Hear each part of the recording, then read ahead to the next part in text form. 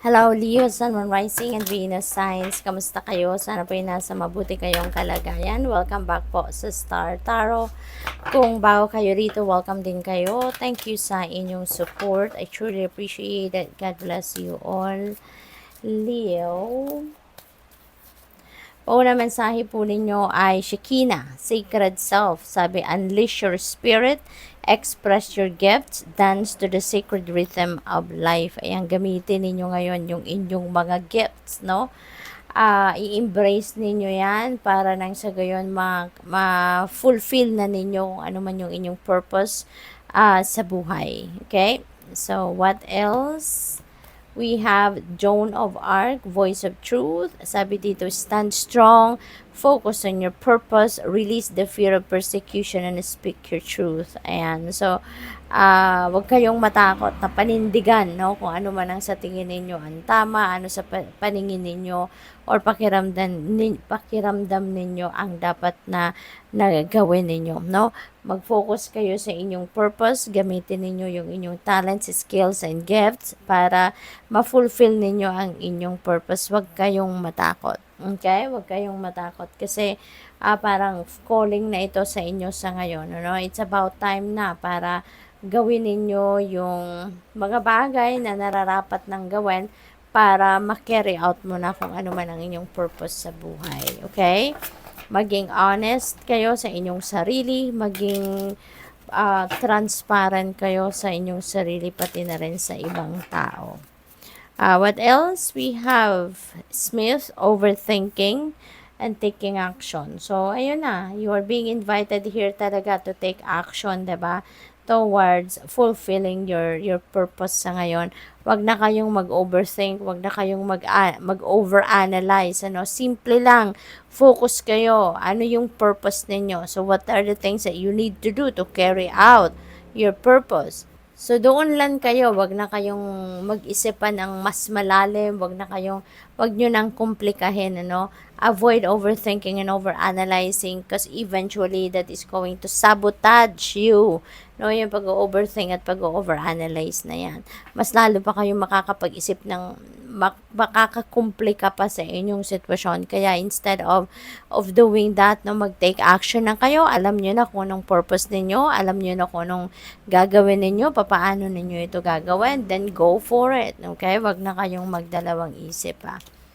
We have the warrior. Ayan, perfectionism and burnout. Ayan. So, siguro, ang iba sa inyo dito, Leo, gusto ninyo perfect, no? Yung ginagawa ninyo. Gusto ninyo walang room for mistakes. Pero tao lang tayo, 'di ba?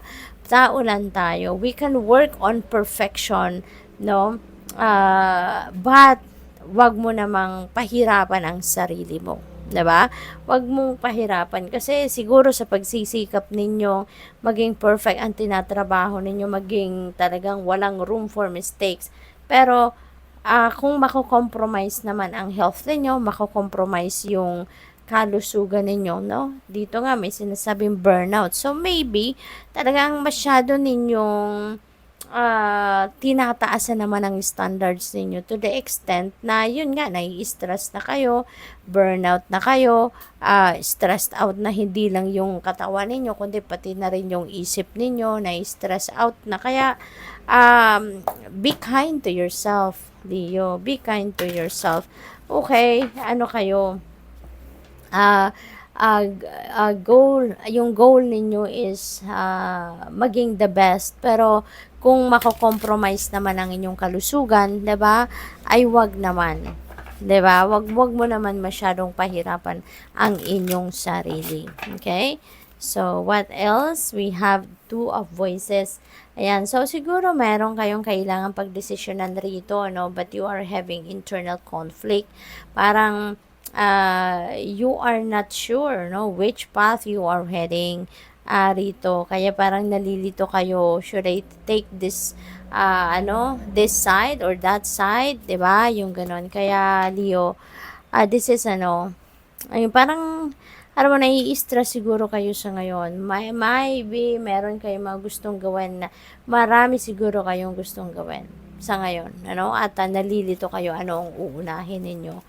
We have Knight of Voices. Alright? So, Knight of Voices, meron tayong um, ano dito, since we have take action, so most likely bibilis dito yung diskarte ninyo. Maybe magkakaroon kayo eventually ng kalinawan sa inyong isipan, no, kung ano man ito, maybe makukuhanan yun, mahahanap nyo yung solusyon dyan, no, kung papaano ninyo yan gagawin, kaya maaaring makakapag-relax din kayo eventually. Maybe one morning, one day, magiging maayos din ang inyong pag-iisip, no? At bibilis na ang lahat. You will be able to take action na malinaw na, no? Yung path na tatahakin ninyo at ayun, so siguro you're going to catch up doon sa lost time ninyo, hindi ba? Kaya magiging mabilis ang ganap dito. We have Page of Emotions. Ayan. So, maybe meron ditong mga pupuntahan kayong gatherings, no? Baka merong invitation dito for social gatherings and maybe you're going to attend to that, no? Deserve din naman ninyo yan, Leo, kasi na-stress na kayo lately, no? Kaya deserve nyo naman na mag-relax. Deserve nyo naman na makipag-chika, deserve nyo naman na makipag-catch up, no, with your friends or other family members. So, we have the Hierophant. Maybe ito, yung makakapagpalinaw siguro ng isipan ninyo dito, makakatulong na magkaroon kayo ng clarity of thought dito is, dito siguro may kakausapin kayo, no? Maybe you are seeking for advice sa ngayon from mature people, siguro kung hindi magulang ninyo, baka meron kayong kapatid na lagi ninyong tinatakbuhan, maaari din na you are going to seek for an advice from spiritual people, spiritual guide, maaaring ganon. Baka nagpapa-advise din kayo sa mga counselor, baka meron kayong mentor, yung ganon, ano? So, good luck sa iyo dyan.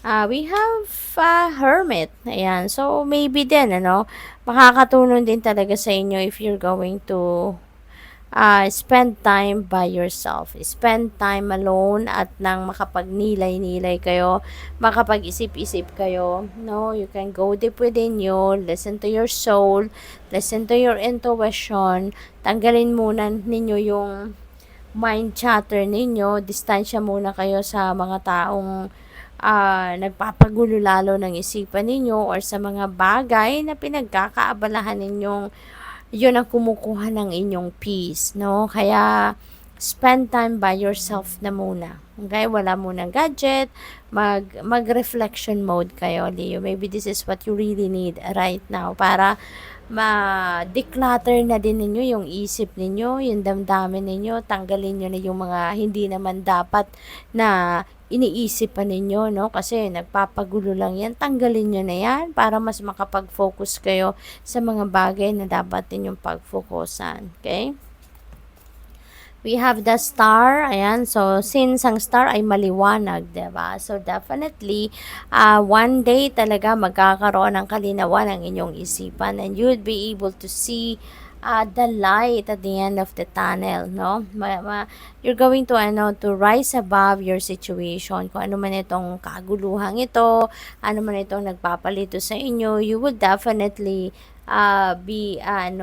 you can break away from that energy at magiging malinaw ang lahat. The universe is going to lead up, no, the path where you need to go, no? Kaya importante na lagi tayong nakikinig sa ating intuition, lagi tayong makikinig sa ating gut instinct kasi ito yung nagsisignal sa atin, no, kung ano na ang dapat nating gawin, kung saan tayo dapat pumunta, no? This is also new hope and new beginning, new optimism, no, si star energy. Meron ditong bagong, siguro meron kayo ditong difficult situation na maaaring pinagdadaanan and you were able to, you'll be able to, to rise above that situation. Mapagtatagumpayan ninyo yan. And with that, parang may premyo sa inyo ang universe, ano? Bibigyan kayo ng bagong simula. No, you're going to be given that opportunity to start fresh sa buhay ninyo, no? So maaring merong mga bagong opportunities na dadating, Meron dito mga bagong pag-asa, bagong buhay na naghihintay sa inyo. Meron din kayong mga wishes dito na maaaring mag-come to fruition at this time, Leo. Kaya, i-align mo na yung iyong energies, no? Keep positive energy. Balutin ninyo ng positivity yung sarili ninyo para hindi masabotage, no, ang wish fulfillment na ito. So, good luck. Thank you for watching. Love and light. Namaste.